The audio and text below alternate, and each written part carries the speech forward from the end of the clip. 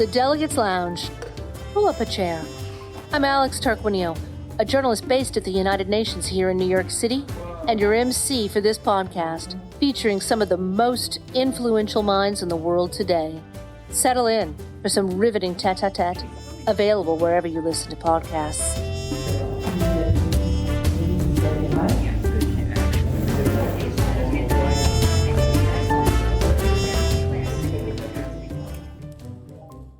Welcome back to the third day of our continuing coverage of the United Nations High-Level Week here at the UN headquarters in New York.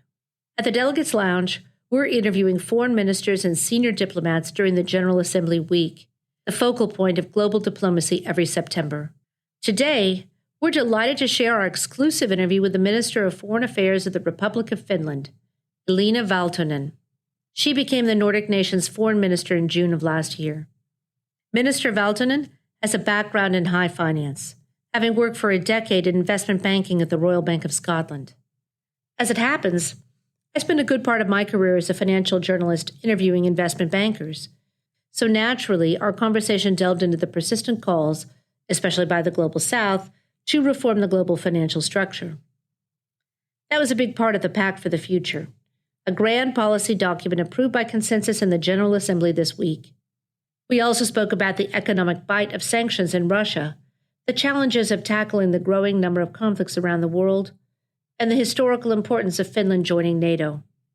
Stick around until the end to learn about the culinary delights in Finland's long summer days.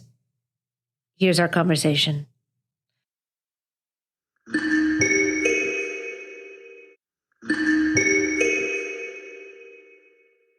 Thank you, Minister, for making time for us in the midst of UNGA. It's a very busy week. Thanks for having me.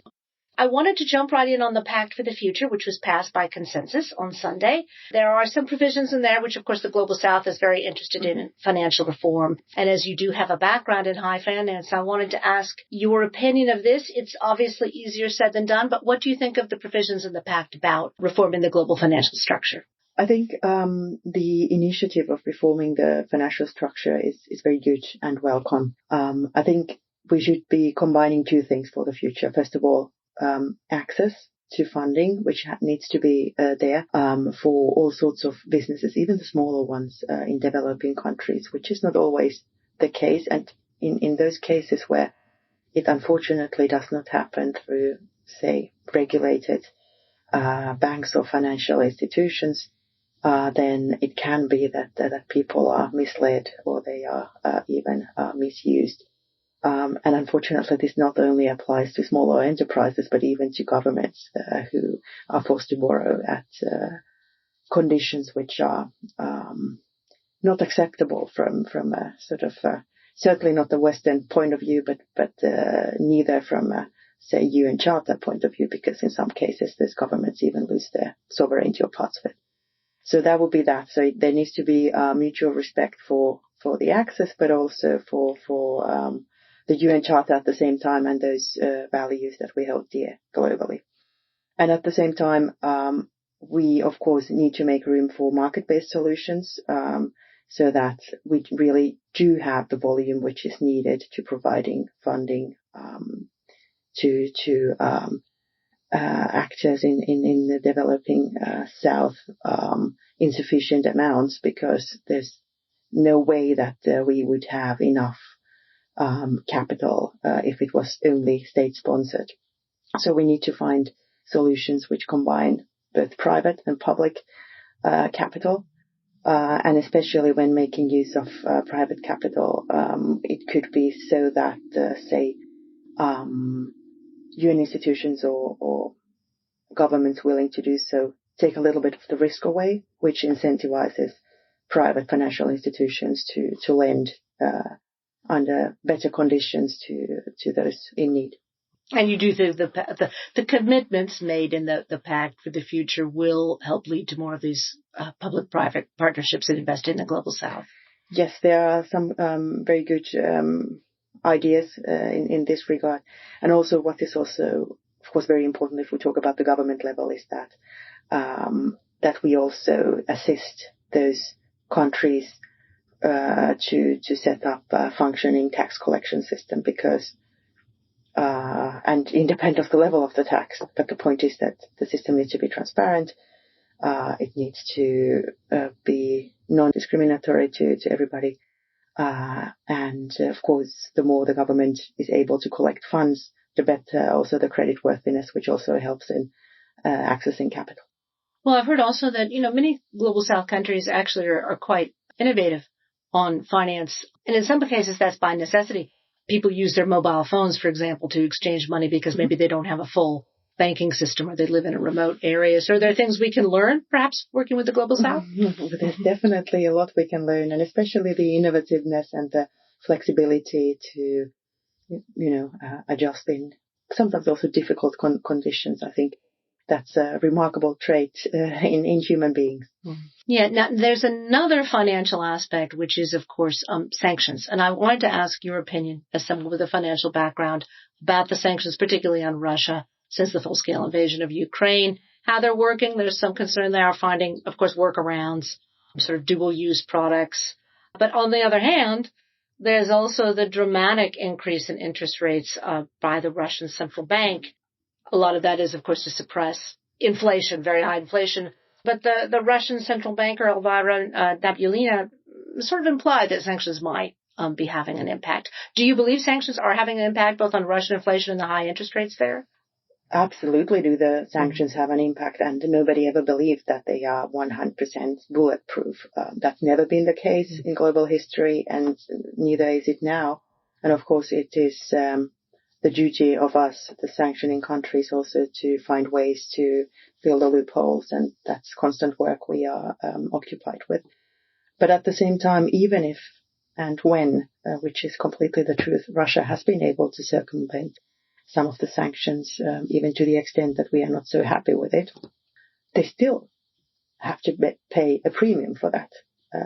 And we do see that also reflecting in the very high rate of inflation, because, of course, their imports just cost more these days, even if they were able to access those products and services which they otherwise wouldn't be if all countries around the world were adherent to the sanctions. So it just comes at a cost. So, of course, also in this regard, the sanctions. Well, actually, the sanctions, they have a dual purpose, at least. One is, of course, to try and prevent them from obtaining materials that would be useful in their war against Ukraine. And the other is to create some economic pain, really, exactly, to make it difficult or the war less popular among Russians. So do you think it's succeeding in that second aim? Well, in the second aim, it's difficult to tell. Of course, we don't have any reliable data on how the Russian population truly thinks. And of course, they have been living with their dictator for quite some time, and of course, in a very limited media space, I would say. So that's one thing. But I think the main purpose is of course, to economically drain the future, which would allow for a better future for the Russian people, because, of course, they also, like everybody else, deserve freedom and democracy. And number two is that this, again, the hike in the central bank rate, which is now at 19%, it also reflects that there's a massive capital flight going on. So there's very little belief in the long-term future of the Russian economy also in this regard. So you believe it's not only extremely high interest rates are not only to suppress the inflation, but also to make the ruble more appealing to foreign investors? There are many phenomena at play here. Okay. Now, we're at the General Assembly this week in New York, but it's impossible to overlook the historical importance of Finland joining NATO. That has massively increased NATO's land border with Russia. And in wintertime, the Gulf of Finland freezes over as well. So that actually increases the border even more, practically speaking. So what impact will that have on the security situation in the Arctic region? Well, we joined NATO together with Sweden in order to enhance our own security, and obviously not as a threat towards anybody, certainly not against Russia. I think together as an alliance, we are so much stronger. Also what comes to Baltic Sea security and also the Arctic, which becomes ever more so important. Now what that, unfortunately, with the climate warming in that region, the ice keeps melting, and therefore the Arctic Sea becomes more and more a part of the Atlantic, with very significant geopolitical meaning as well. But both Finland and Sweden bring in very significant capabilities. Finland has one of the strongest armies in Europe, and not just relatively speaking, we are a small nation, but also in absolute numbers. And plus, of course, we are technologically sophisticated, so we bring in a lot of expertise, not only in the traditional military space, but also in countering hybrid threats. And in quite many cases, and I'm happy to see our cooperation and trade with the United States increase massively now with also the technological partnership, is that in order to stay competitive technologically, first of all, we have to cooperate as much as possible within the alliance and really abolish all trade barriers. Second thing, we have to excel in the civilian use of technology, because the military always is only a derivative of high class the civilian applications are. So I think we're doing a great job there. Now, we're at the United Nations this week. The conflicts of Ukraine and the Middle East have really been competing for attention over the last year. Obviously, the Security Council really has their hands tied in Ukraine with the Russian veto. The Middle East is highly complex. What, if anything, do you think that the UN can do, and what does Finland support the UN doing to try to resolve these conflicts? Many people say that the UN or the international rules-based order are somewhat obsolete these days because there are so many countries violating, most notably Russia, those principles. But I would claim the exact opposite is true, because if we didn't have this globally agreed principles, we wouldn't know who is really violating something. We would just regionally somehow feel that this is wrong, but we wouldn't have any tools to counteract. And perhaps we don't have the most efficient tools now either, but at least we have means of saying this is wrong and this is right. And at some point, and I do believe there will be a time when perpetrators to these principles are taken to justice.